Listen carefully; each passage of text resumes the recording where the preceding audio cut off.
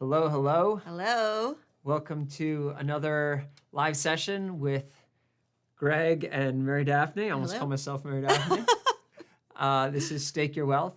And in these sessions, what we like to do is go into more depth on the lesson that we released during the week. And this week, I love this topic. Yeah. The topic was on the benefits of being an entrepreneur, right? The upsides to starting your own business. And Which so few people talk about, I feel, in that light. yeah, I feel like more often than not, there's two ways it gets portrayed. Entrepreneurship is either, Mark Zuckerberg, you made billions of dollars. IPO. Evan Spiegel, right? These people who just, your IPO, your big acquisition. Billions of dollars of valuation. A Ferrari, whatever, right? Yeah. Totally over the top success. That's one portrayal of it. And then the other portrayal is the it's super risky, struggling artists, eating ramen. Yeah, eating ramen. Up into the late hours of the night. Not taking care of themselves. Yeah. Famously, the founders of Airbnb they hadn't gotten the business up and running yet, and they needed to somehow cover their expenses. This is early on, right? Very early on. Yeah. And so this was during the election of Obama. And what they did was they made cereal boxes. Oh, yeah. Okay, you tell me this. The two candidates. Yep. And you could buy this candidate or the other candidate. And they ended up making a bunch of money. And that alone was so inspiring for the investors that they invested for that reason. That's YC cool. Combinator. Oh, very cool. Yeah. Yeah. I mean, it's creative, right? It's instead Absolutely.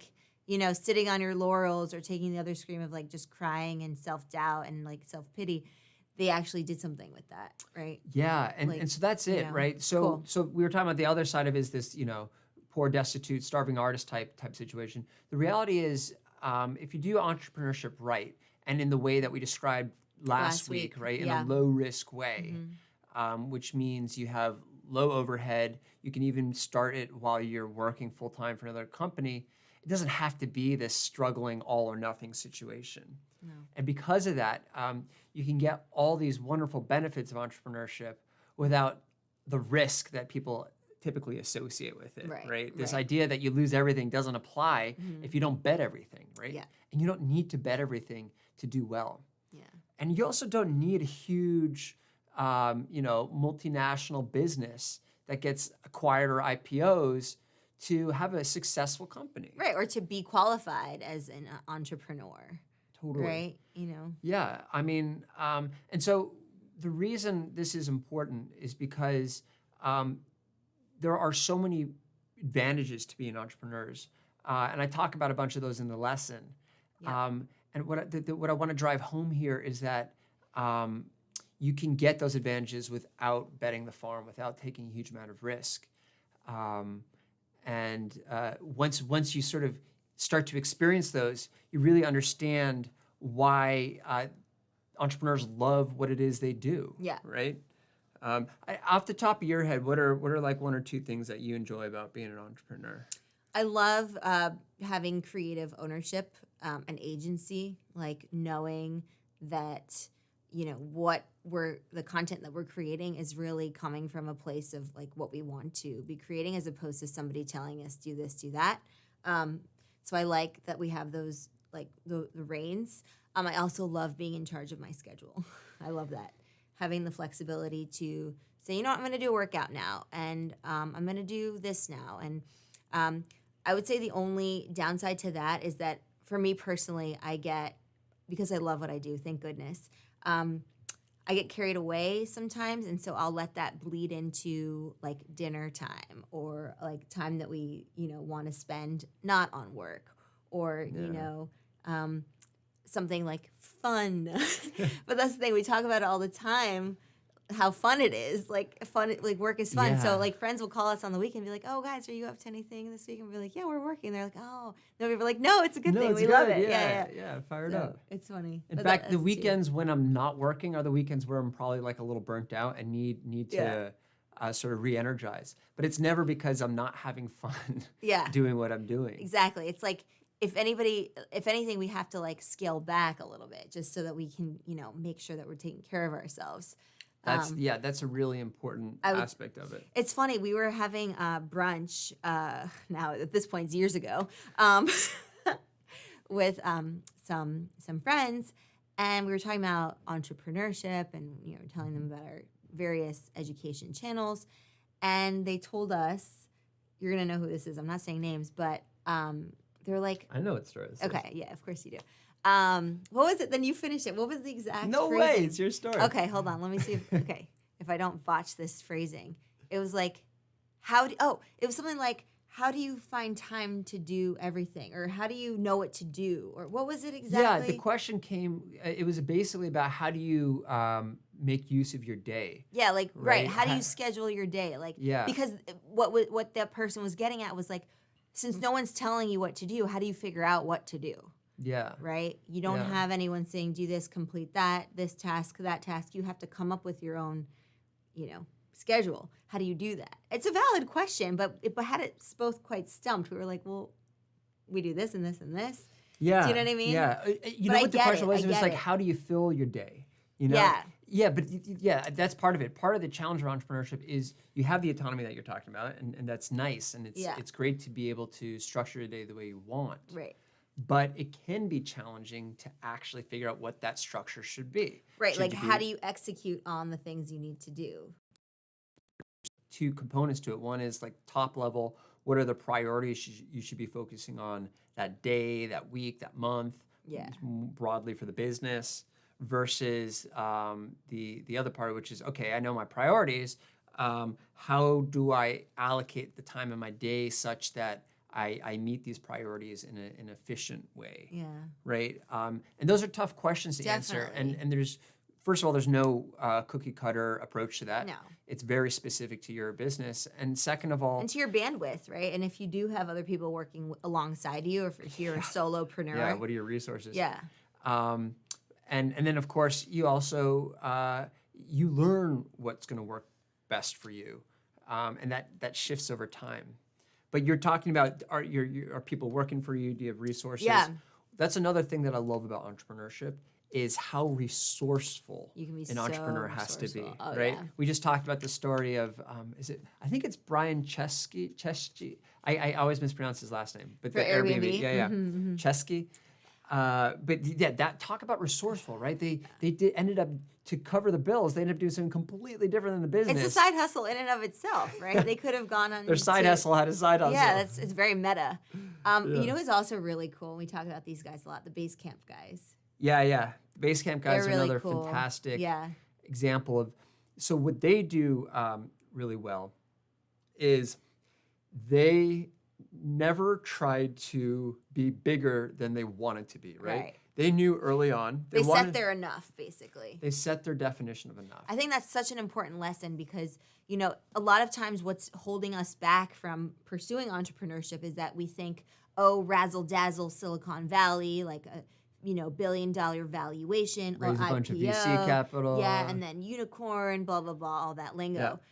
But in reality, like, you can be a very successful entrepreneur that not many people have heard of, right? And still like make a name for yourself, like be respected in your community and have autonomy, right? And that financial freedom that we talk about a lot on Greg's channel. Yeah, that's a big one for me, the financial freedom aspect. And that's sort of what these guys settle on, which is they never wanted to be a big company and they never let themselves become a big It's company. so admirable, They right? make a lot of money. Don't get me wrong. These guys do very well for themselves.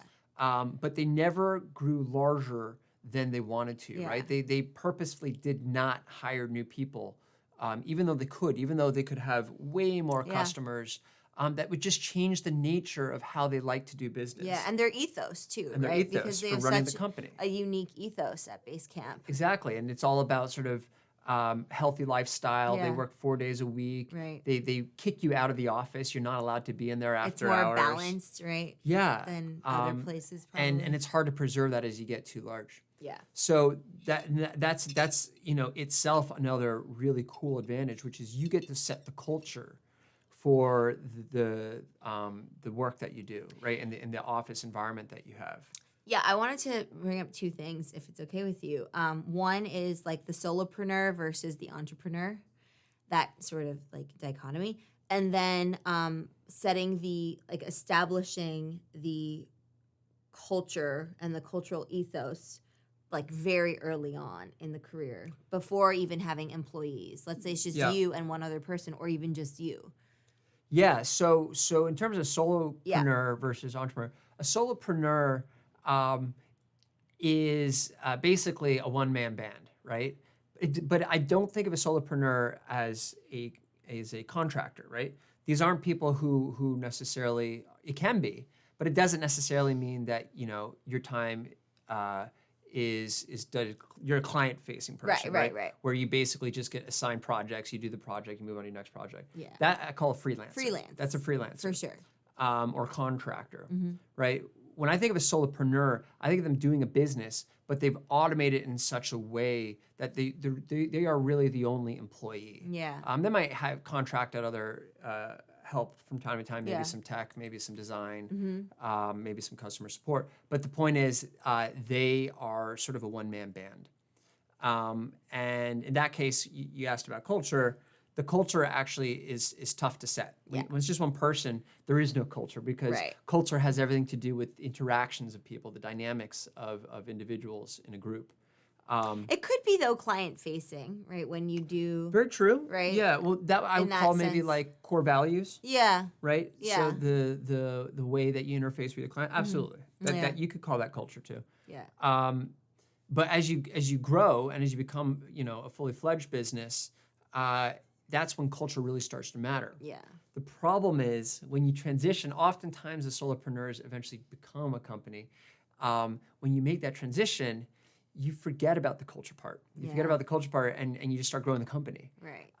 And And maybe so, too fast, right? And maybe too fast, but either way, it's not, you haven't sort of set up the systems. This should be another good video. Yeah. Set up the systems for managing the way people interact with each other, the way they approach their work, and that's so important to get done early. And again, one of the advantages True. as the business owner is that you get to be the architect of that. Yeah. And that's very empowering. And you also get to try out different things, right? Like if you aspire to, like there are different entrepreneurial styles too. Mm-hmm. And like last week we talked about there's not really one formula, one blueprint. So don't be fooled by people telling you there is because it's just so, it's constantly in flux, right? Yeah. And so I think establishing the core values, or at least the integrity with which you want to conduct business, can be very influential on the decisions that you make early on, which are also important. But also like not being afraid in those early stages to try out different ways of conducting business and doing things. And, that's the time to do it when you don't have many people subscribed or following you or counting on you or, watching what you do, right? It's the freedom and the right to pivot. Yeah, it's a time to grow, to make mistakes. Yeah. In fact, you should be doing those things because it shows that you've tried, different things. So I think all of these are good points, right? Totally, yeah, and the list goes on and on. It's one of those things where it is what you make of it. Yeah. And I ended the video lesson with the point that, and I think you touched on this as well. The most wonderful part of entrepreneurship and running your own business is knowing that you're committing the time to something you're passionate about, Yeah. right? Yeah. And seeing something grow from your hard work is such a fulfilling experience. Yeah. And you can get that in a full-time job, don't get me wrong. But there's something really special about it being the business that you started, that you own, and that has your blood in it. Yeah. Right? It's just a very empowering and rewarding feeling that I don't know. It's hard to find elsewhere. Yeah, I agree with that. So yeah, I mean, we'd love to hear from you. What kinds Yeah. of challenges you Yeah. might be facing. if you've started a business, if you're thinking about starting a business, if maybe the business didn't go as well as you thought, right? We'd love to hear any of your sort of reactions Yeah. to what we're discussing here. We recognize it's not all rainbows and unicorns, and Yeah, and it's that's not not the point, right. right? It's not, but nothing Nothing is. Yeah. There we go again. There we go. But it's true. Nothing is. It's true. So, Yeah. anyways, let us know what you think. Hopefully, some of the things we've talked about resonate with you or inspire you to get back at it. Yeah. And yeah, we'll wrap up there. Yeah, I'm sure we'll revisit this at some point as well. There's Yeah. always so much more to say. Yeah. We could be here all day talking to all of you Yeah. and to each other. So happy wealth staking. Happy wealth staking. Yeah, and we'll And see you we'll next catch week. you in the next one.